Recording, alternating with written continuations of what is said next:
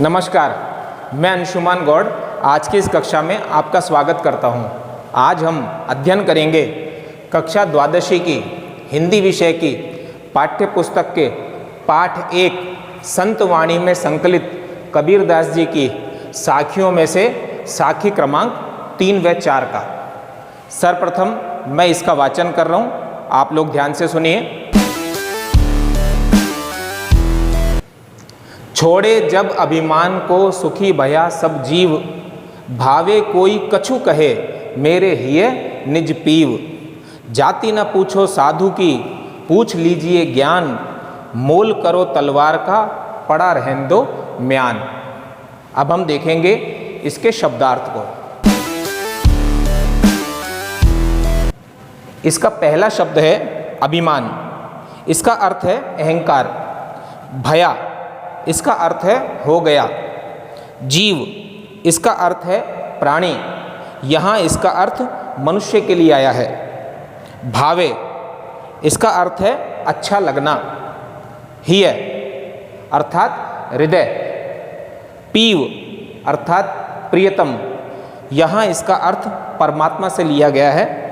और म्यान, तलवार रखने का जो आवरण है, ऊपरी आवरण जिसमें तलवार रखी जाती है, उसे कहा जाता है। अब हम देखेंगे इसके संदर्भ और प्रसंग को। प्रस्तुत साखियां हमारी हिंदी विषय की पाठ्य पुस्तक के पाठ संत वाणी में संकलित कबीरदास जी की साखियों से ली गई हैं। इनके रचयिता प्रसिद्ध संत कवि कबीरदास जी हैं।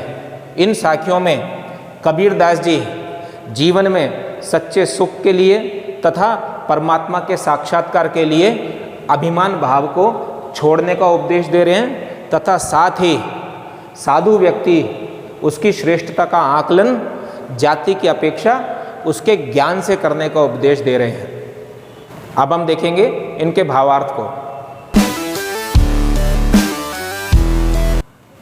परमात्मा की साधना से विमुख करने वाले अभिमान भाव को लक्ष्य करते हुए कबीरदास जी कह रहे हैं कि जब मनुष्य अभिमान भाव को अर्थात अहंकार के भाव को पूर्ण रूप से छोड़ देता है या त्याग देता है तो वह सुखी हो जाता है, उसे जीवन में सच्चे सुख की प्राप्ति होती है। क्योंकि अहंकार भाव उसके नष्ट होने से व्यक्ति को परमात्मा का साक्षात्कार हो सकता है। भावे कोई कछु कहे मेरे हिय निज पीव, कबीरदास जी कह रहे हैं कि उन्होंने भी इसी प्रकार अहंकार के भाव का त्याग किया, और अहंकार के भाव का त्याग होने से उन्हें अपने हृदय में स्थित जो आत्म तत्व रूपी परमात्मा है उसका ज्ञान हुआ, और उन्हें अपने ही हृदय में अपने प्रियतम अर्थात परमात्मा उनके दर्शन हो सके, उनका साक्षात्कार हो सका। इस प्रकार उनके हृदय में अब उनका प्रियतम रूपी परमात्मा निवास करता है, और इस प्रकार उन्हें जीवन के सार्थक लक्ष्य की और जीवन के सच्चे सुख की प्राप्ति हुई है। इसलिए भावे कोई कछु कहे, ये संसार और संसार के लोग उनको जो भा रहा है, जो अच्छा लग रहा है, वो मेरे बारे में कुछ भी कहें, चाहे मेरी निंदा करें, चाहे मेरा अपमान करें, किंतु मुझे अब इस संसार और संसार के लोग उनकी कोई परवाह नहीं है, क्योंकि मैंने अपने जीवन के सच्चे उद्देश्य को, परमात्मा के साक्षात्कार को प्राप्त कर लिया है। दूसरी साखी में कबीरदास जी साधु व्यक्ति की योग्यता और उसकी श्रेष्ठता का आकलन उसके ज्ञान की अपेक्षा जाति से करने वाले लोगों पर व्यंग करते हुए कह रहे हैं कि हमें साधु अर्थात सज्जन व्यक्ति उसकी श्रेष्ठता का आकलन उसके ज्ञान से करना चाहिए। हमें उसके ज्ञान को महत्व देना चाहिए, ना कि हमें उसकी जाति को महत्व देना चाहिए। क्योंकि व्यक्ति श्रेष्ठ और महान अपने ज्ञान से बनता है, ना कि अपनी जाति से बनता है। वो अपने श्रेष्ठ कार्य और श्रेष्ठ ज्ञान से महान बनता है। यदि कोई व्यक्ति साधु व्यक्ति की श्रेष्ठता का आकलन उसके ज्ञान की अपेक्षा उसकी जाति से करने का प्रयास करे तो वह व्यक्ति उसी प्रकार का मूर्खतापूर्ण आचरण करेगा कि जैसे कोई व्यक्ति जब तलवार खरीदने जाए तो वो तलवार की उत्तमता को छोड़कर और म्यान की सुंदरता उसके अनुसार तलवार का मोल करे, उसका मूल्य, उसका महत्व अंकित करे। इस प्रकार का व्यक्ति वो मूर्ख कहा जाएगा, क्योंकि युद्ध तलवार की उत्तमता से जीते जाते हैं, न कि म्यान की सुंदरता से। इसलिए महत्व तलवार की उत्तमता का है, न कि म्यान की सुंदरता का। इसलिए हमें सदैव जाति की अपेक्षा ज्ञान को महत्व देना चाहिए। अब हम देखेंगे इसकी काव्यगत विशेषताओं को। काव्यगत विशेषताओं में दोनों प्रकार की विशेषताएं बताई जाती हैं, भाव पक्ष की और कला पक्ष की।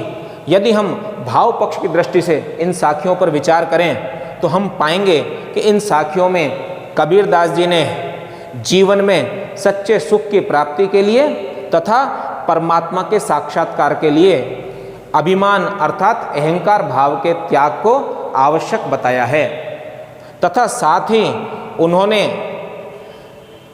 साधु व्यक्ति की योग्यता का आकलन उसके ज्ञान से करने की बात कही है, न कि उसकी जाति से करने की बात कही है। इस प्रकार उन्होंने तत्कालीन समाज में व्याप्त जाति प्रथा पर करारा व्यंग किया है। यदि हम कला पक्ष की दृष्टि से इसकी भाषा पर विचार करें तो हम पाएंगे कि इन साखियों की भाषा सदुक्कड़ी है, अर्थात जन भाषा है, और भाषा सरल है, प्रभामयी है और भावानुकूल है, तथा हमें भाषा में कोई शब्दगत आडंबर या दिखावा नहीं मिलता है। यदि हम अलंकारों की दृष्टि से देखें तो सुखी भया सब, सुखी और सब में सवर्ण की आवृत्ति हुई है। कोई कछु कहे, इसमें कै वर्ण की आवृत्ति हुई है। इस प्रकार से वर्णों की आवृत्ति होने से यहाँ अनुप्रास अलंकार का सौंदर्य हमें दिखाई दे रहा है। साथ ही जाति की अपेक्षा ज्ञान और योग्यता को महत्वपूर्ण बताने के लिए कबीरदास जी ने तलवार और म्यान का उदाहरण दिया है। इस प्रकार से इस साखी में उदाहरण अलंकार है। अतः हम कह सकते हैं कि इन दोनों साखियों में हमें अनुप्रास और उदाहरण अलंकार, इन दोनों अलंकारों का सौंदर्य दिखाई देता है। यदि शैली की दृष्टि से हम विचार करें तो इन साखियों में उपदेशात्मक शैली है और दोहा छंद का प्रयोग हुआ है। छंद की यति गति प्रशस्य है और उसमें गेयता और संगीतात्मकता का गुण है। आज हमने कबीरदास जी की इन दोनों साखियों के शब्दार्थ, संदर्भ, प्रसंग, भावार्थ और उनकी काव्यगत विशेषताओं का अध्ययन किया। मुझे पूर्ण विश्वास है कि यह आपके लिए अत्यंत उपयोगी रहेगा। यदि आप कबीरदास जी के जीवन परिचय का तथा उनकी साखी क्रमांक 1 व 2 का अध्ययन करना चाहते हैं तो डिस्क्रिप्शन बॉक्स में उनका लिंक दिया गया है, आप वहां जाकर उनका अध्ययन कर सकते हैं। धन्यवाद।